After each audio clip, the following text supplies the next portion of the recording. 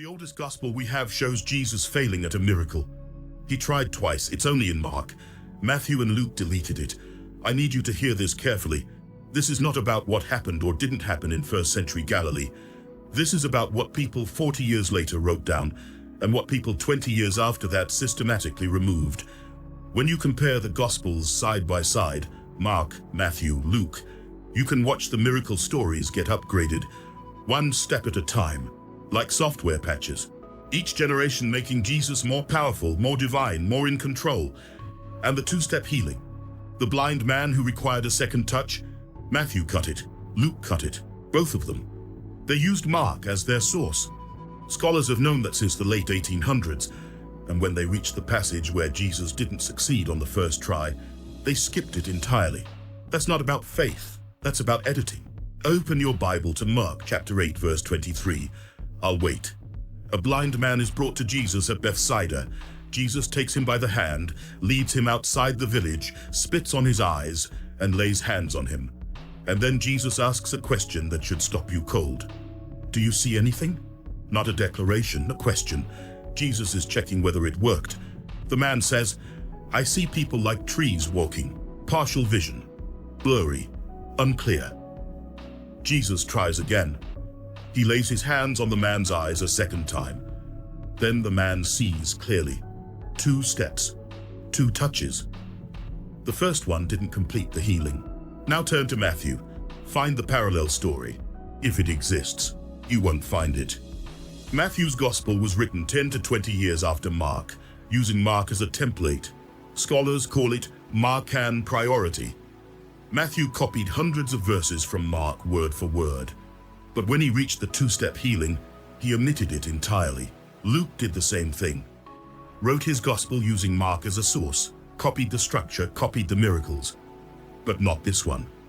This healing, the only one where Jesus required a second attempt, does not appear in Matthew or Luke. Why delete a miracle? Why remove a story where Jesus heals someone, even if it took 2 tries? Because it suggests limitation.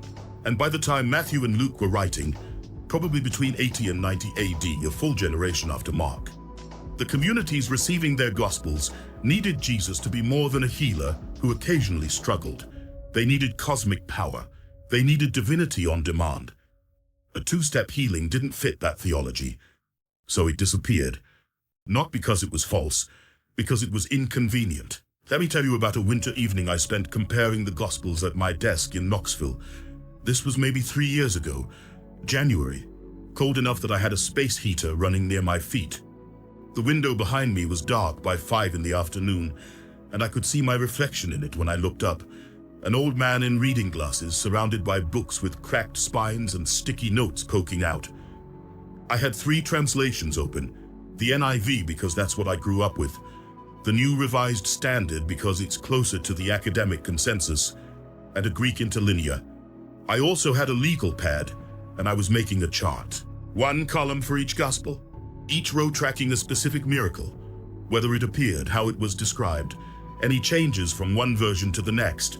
I was working methodically, not looking for anything specific, just trying to understand how the accounts related to each other.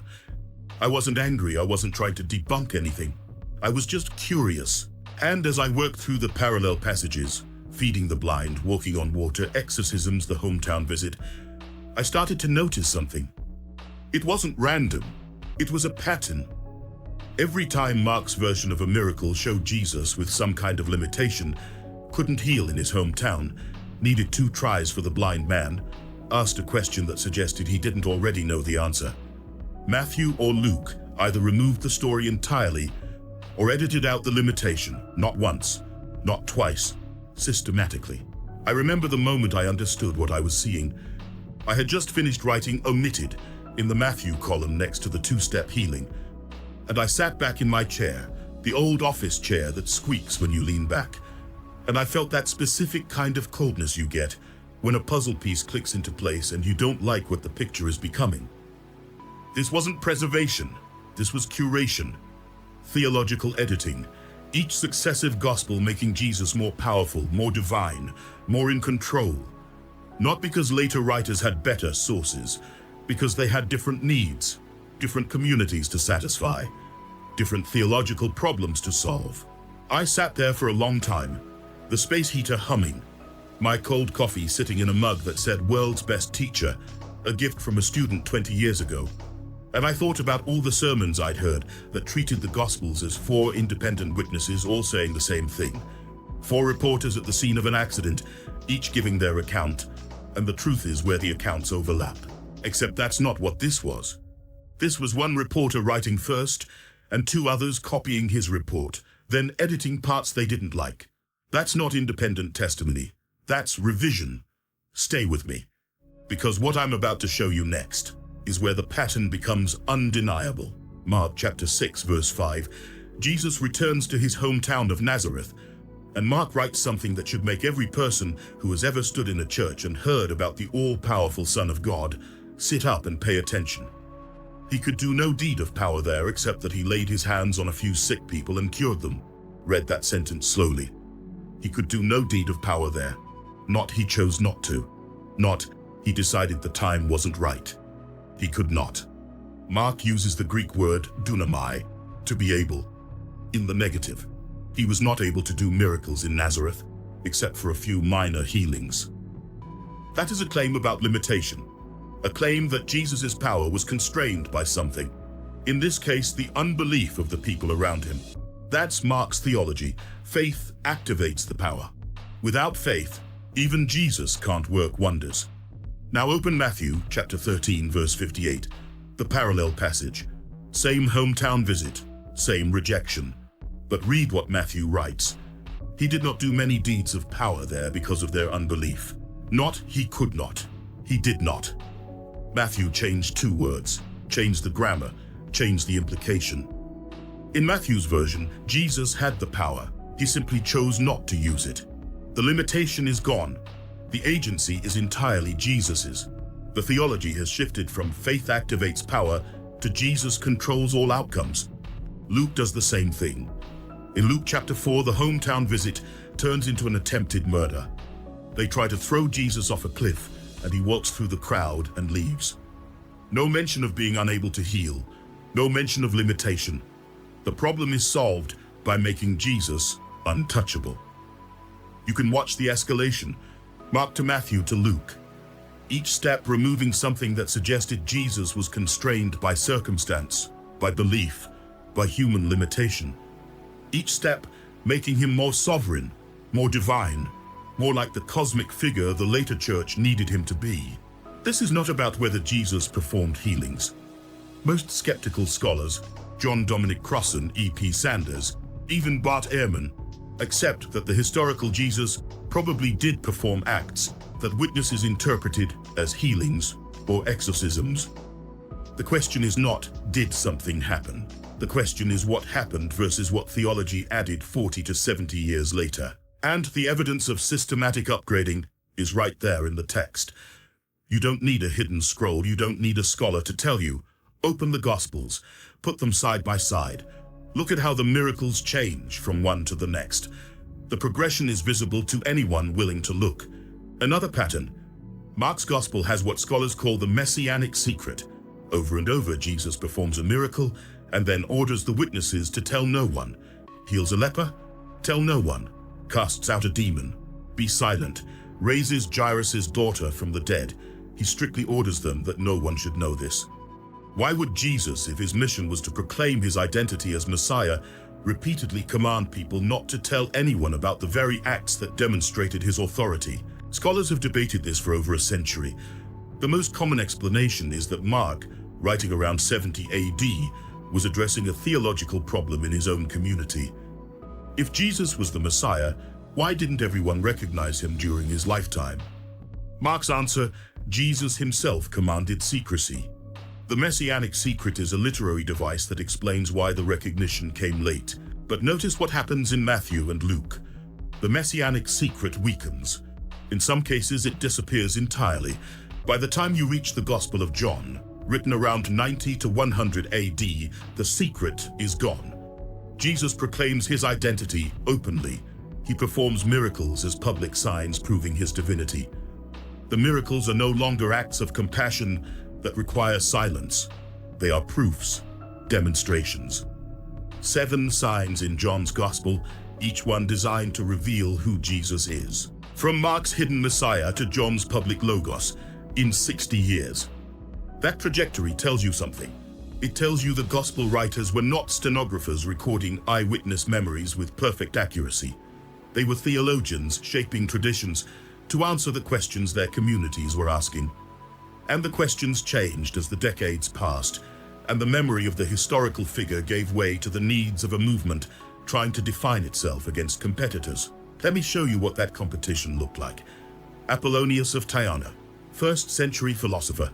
According to his biographer, Apollonius performed healings, cast out demons, raised a girl from death, and ascended into heaven. Sound familiar? The stories about Apollonius circulated in the same Roman Empire, where Christians were telling stories about Jesus.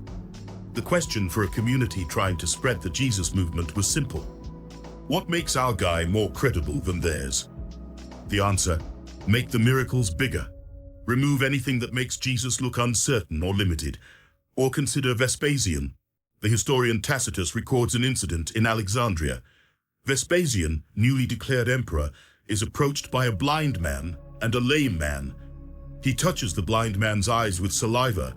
He steps on the lame man's foot. Both are healed. Whether it happened or not is beside the point.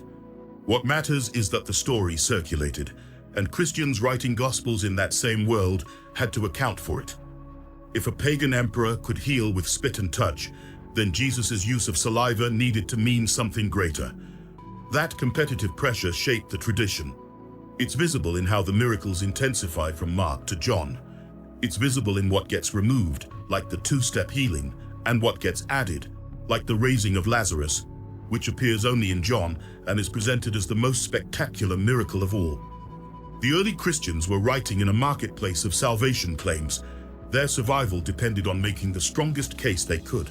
There's a line in Spinoza's Tractatus Theologico-Politicus, chapter 6 on miracles, that I keep coming back to. He writes that a miracle, properly defined, is a violation of the natural order.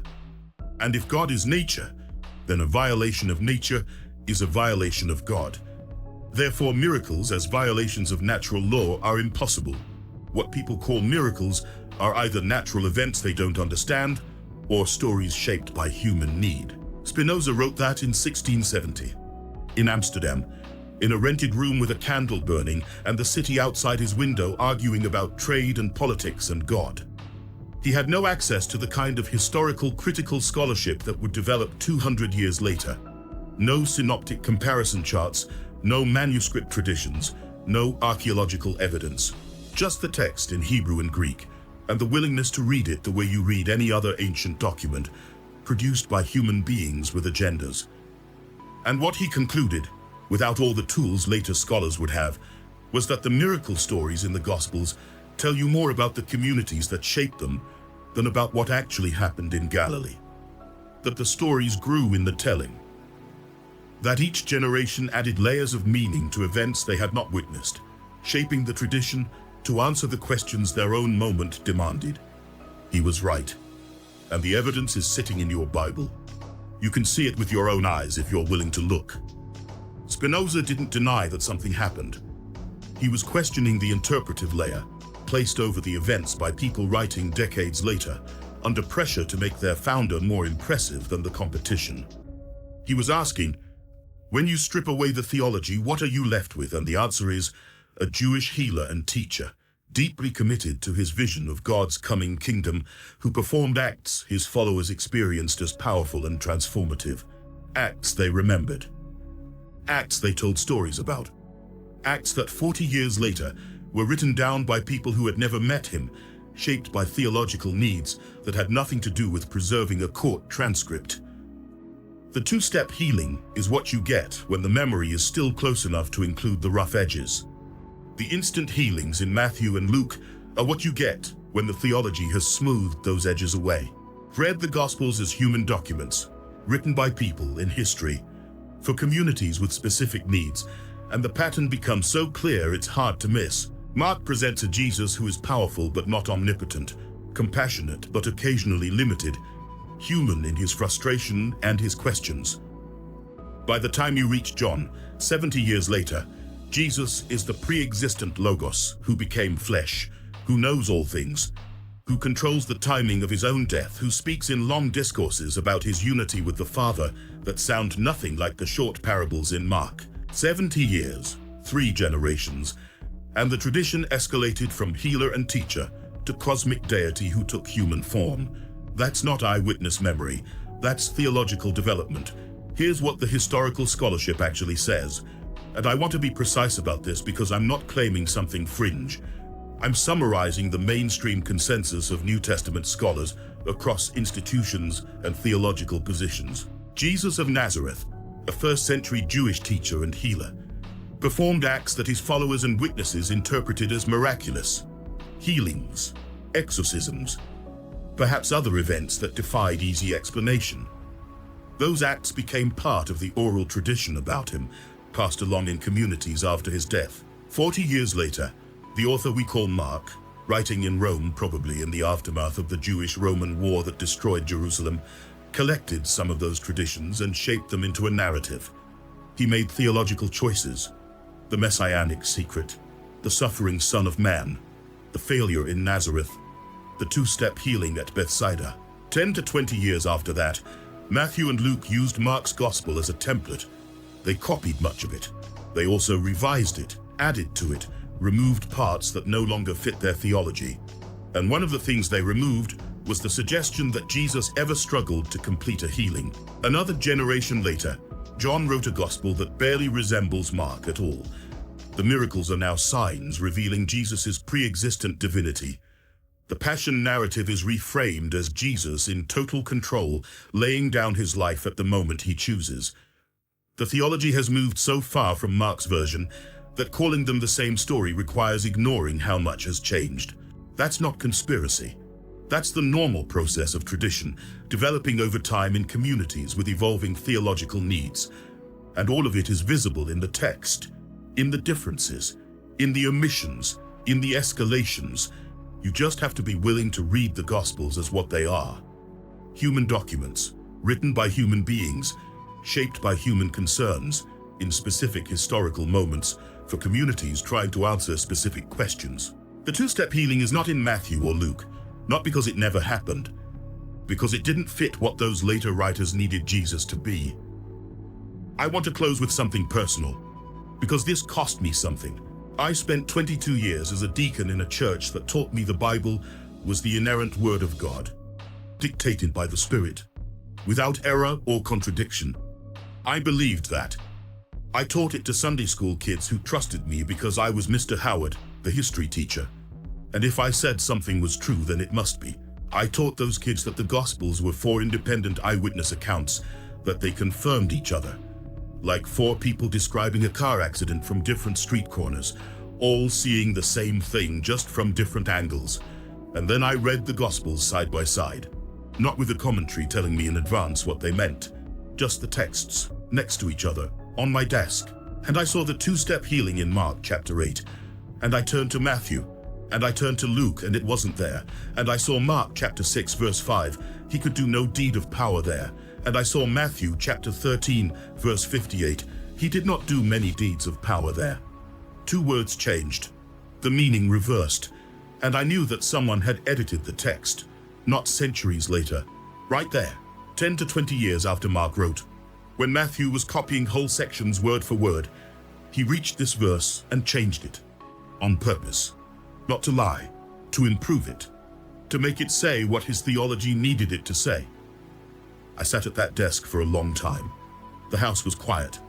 My wife had been gone 3 years by then, and I thought about all the Sundays I had sat in that church, all the times I had defended the text, all the ways I had bent my mind into shapes that allowed me to keep believing what I'd been taught. And I realized I couldn't do it anymore. Not because I wanted to stop believing, because the text wouldn't let me. The differences were right there.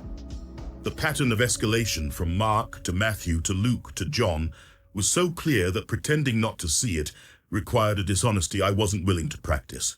That realization didn't destroy my faith, but it destroyed the version of faith I had been given, the version that required me to pretend the text was seamless when it wasn't. The version that treated the Bible like a legal document, where every word had to be literally, factually true or the whole thing collapsed. What I found on the other side was something smaller but more honest. A recognition that the people who wrote the Gospels were human beings, faithful, committed, trying to honor a man they believed had changed everything, but human. Working with oral traditions passed along for decades, making choices about what to include and what to leave out, and how to tell the story. That's not a scandal. That's how human beings write. That's how memory works. That's how traditions develop. The Gospels are not court transcripts. They are theological portraits painted by different artists at different times, from different angles. And when you put them side by side, you can see the choices each artist made, what they emphasized, what they softened, what they removed because it didn't fit. Mark chose to include a healing that took 2 tries. Matthew and Luke chose to remove it, not because Mark was wrong, because his theology allowed for limitation in a way theirs didn't.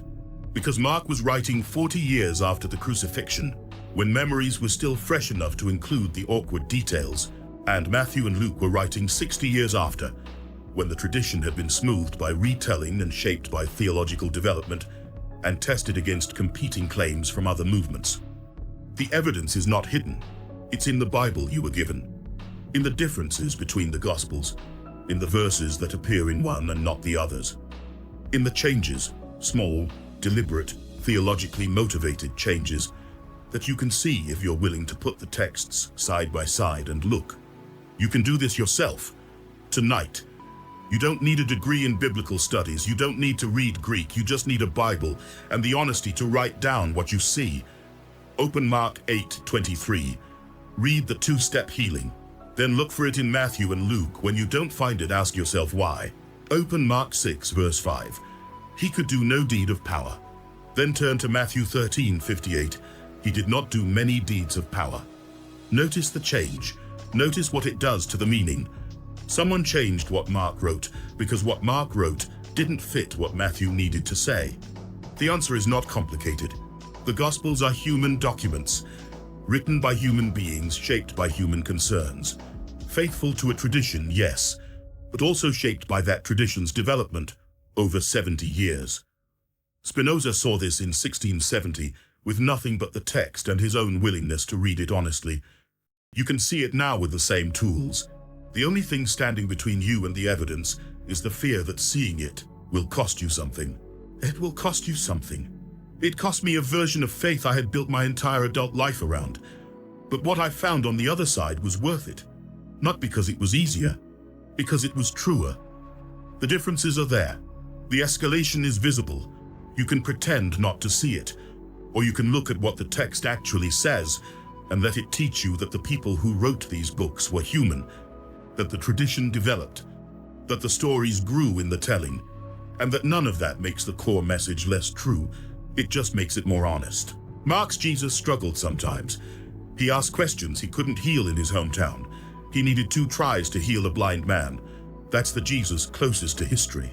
40 years from the crucifixion, still human enough to show limitation. Matthew and Luke's Jesus is more powerful, more controlled.